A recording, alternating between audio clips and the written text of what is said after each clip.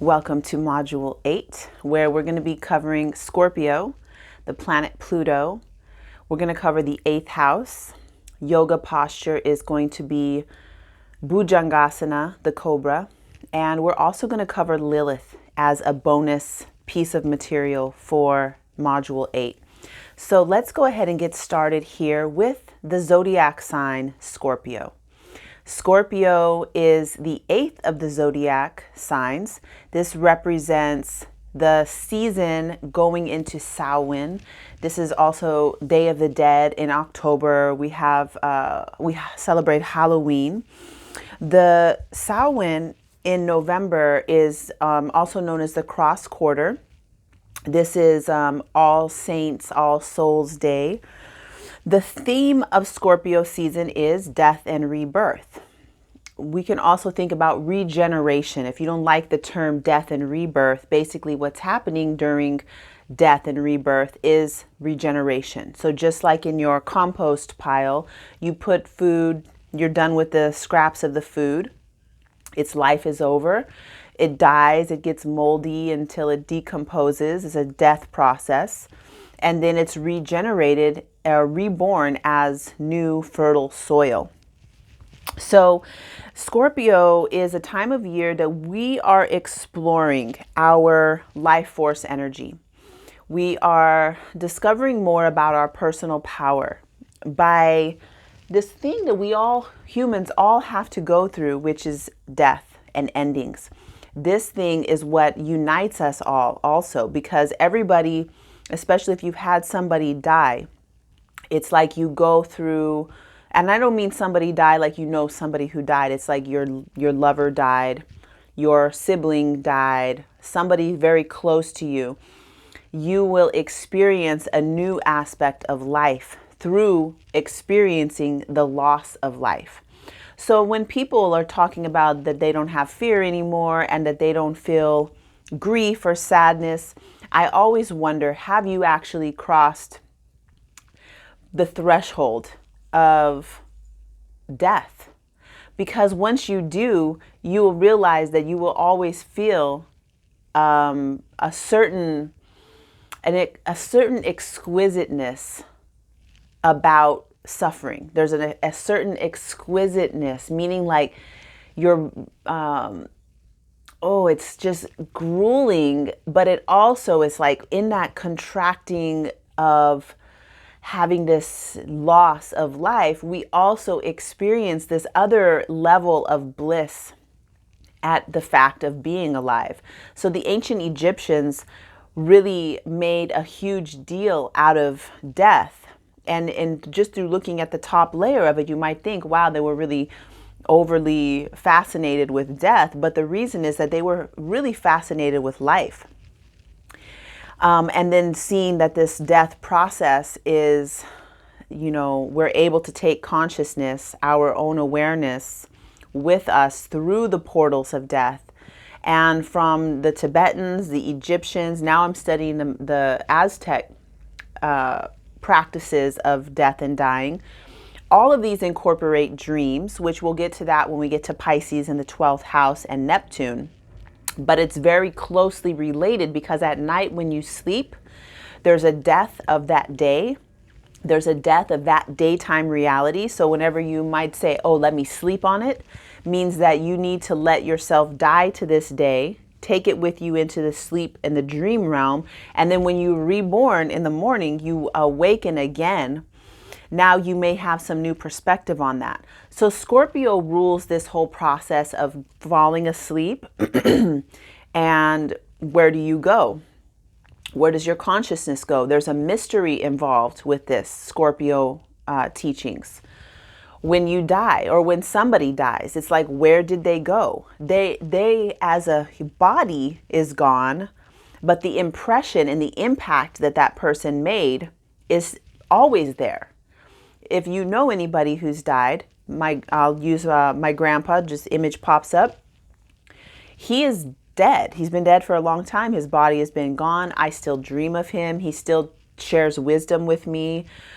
There's still things that he gave me as far as emotional intelligence and my work ethics and ability to farm and know how to do agricultural things that live on very strongly in me, which I attribute to Grandpa. In a way, he didn't die for me.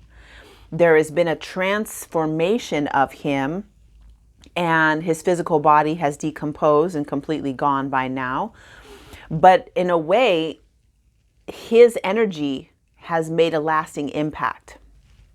So Mystic has mentioned, it's coming to my mind, we were doing a video about dreaming actually, and we shared that. I think it's still there alive on the Mystic Source School page. You can still access that. There's a lot of great information shared there about death and dying and about dreams and how this is the same thing and how we can carry our consciousness through into the dream state. This is called lucid dreaming.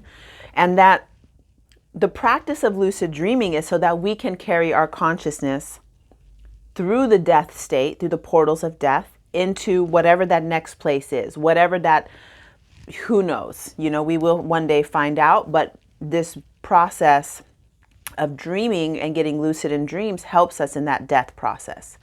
And in there, she was mentioning that when somebody dies, that their impact never really dies. We can still contact that person through connecting with their energy line. The impact that their energy had will always be there. So like that's Scorpio. In a nutshell, that's Scorpio. That energy pattern that you create, that is you, and that ever was, ever will be. And we can think about that in forms of teachers that we've had. Some of my teachers for yoga that I studied in India, I never met them, but I studied and connected with them through their books, through their teachings, through prayers, through rituals. So in that way, we're able to connect with a certain teaching through whatever the material or prayer or ceremony or ritual that was left behind. So I think about this with the tarot cards, because for, as far back as you can go, these symbols in the tarot have been used and connected with and have a meaning that when we tap into that, we're tapping into that whole energetic memory, that whole line of the people who have used these symbols and images. And it's a big, huge source of power. So anytime that we do a ritual or a ceremony, and I'm saying these words, these are all Scorpio words. Ritual, ceremony, prayers, it's all Scorpio things. When we tap into that, we are connecting directly into that source of power. And one of the now that I'm saying that phrase, source of power, one of the phrases that I always need to tell people when they have, especially Scorpio rising, is that we need to remember to source ourselves with the energy of above and the energy of below. So we constantly need to remember that when we're sourcing energy, we do it from the sky above, the planets, the cosmos, and from the earth and from plants, from, so we're supplying ourselves in that relationship above and below. We don't want to be sourcing energy from people. We don't want to be sourcing energy from this direction. And if you do, because I know that in some magic things, we do source in this way. If you do, you just need to be really prepared to deal with the consequences of that, because now you're opening yourself up to another person who can be volatile. You're opening yourself up to a place that can be volatile, and there's a lot less consistency when you source energy in this direction. When you source energy above and below, this is the natural way the energy wants to move through the spine, from the crown of the head, the base of the spine, energy coming this way, circling around and making this orbit around us like a water fountain that's consistently regenerating and recycling itself. This is an easy, natural flow of energy. And I think that if you just remember that we are everything from the sky and we are everything from the earth. We are a natural bridge between these two places. Scorpio asks the question, what is it that turns me on?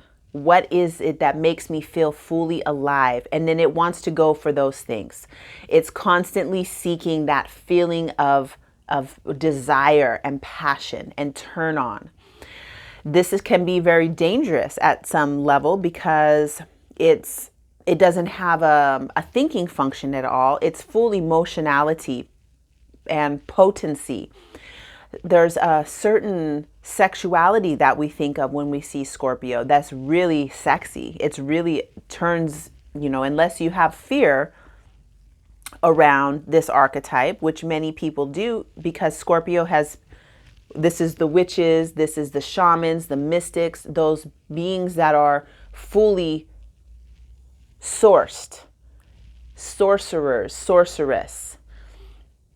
Those that are fully in their power have been shamed and denied a place in our culture as patriarchy took over, because of the fact that now if you are your own power source, you know how to source energy from the plants and from the earth and with the sky above, and you're able to direct that energy for healing, you're able to direct that energy for attracting things you want. You are massively powerful and you don't fit into the paradigm of patriarchy. So we have culturally just neglected our Scorpio side and thrown them into the fire and said that they were wrong. So you want to be sure that when you're accessing this part of yourself, that you are aware of the fullness of that. And why are you scared of these things? Question that. Why are you afraid of the Scorpio mysteries? Let's go into the next video talking more about Scorpio and Pluto. We'll get back and I look forward to continuing this topic.